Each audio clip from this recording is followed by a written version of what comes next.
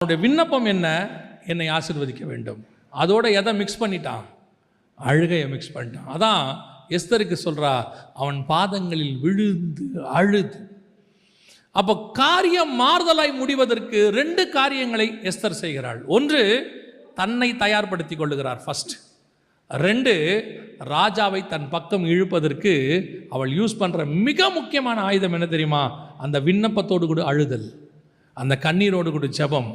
அந்த கண்ணீரின் ஜெபம் ஒரு நாளும் உங்களை ஏமாற்றவே ஏமாற்றாது. சில நேரத்தில் உன் கண்ணீருக்கு மனுஷன் பதில் கொடுக்காமல் போவான். உன் கண்ணீருக்கு மனுஷன் என்ன செய்ய மாட்டான்?